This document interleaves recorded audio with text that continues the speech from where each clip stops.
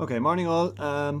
What we're going to move on to today is finding the angles in right angle triangles using trigonometry, or finding the measure of the angles, I should say. But before we do that, I need to just introduce you to one more function on your calculator.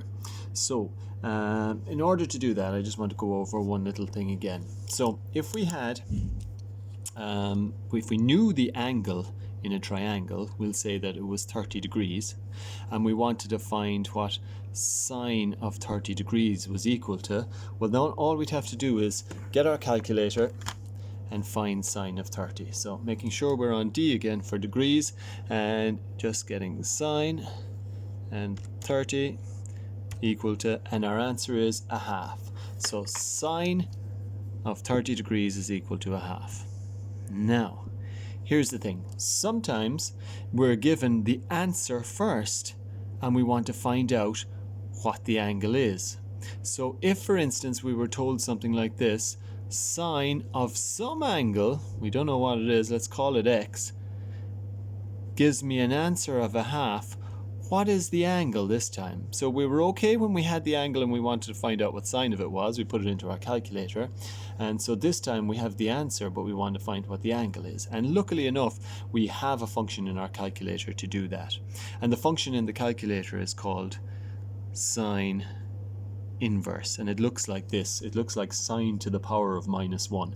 So there's an inverse sine, there's a cos inverse, for when you know the answer to a cos of some angle and you want to find what the angle is, and there's also a tan inverse. So when we say they're the inverse operations of the sine operation, it just means they're kind of like the opposite. Just like dividing is the inverse of multiplying, it's the opposite. Subtraction is the inverse operation when it comes to addition.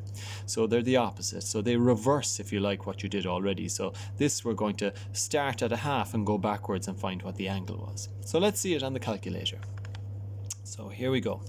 On the calculator you have your sine, cos and tan, and up above it you can see it says sine to the power of -1, which we call sine inverse. So we don't say sine to the power of -1, that's just how we write it. We say sine inverse, cos inverse and tan inverse. And I'll just go down as low as I can so we can see it. Oh yeah, perfect. Sine inverse, cos inverse, tan inverse. So in order to use these functions up here, we'll have to use the shift button to get to them.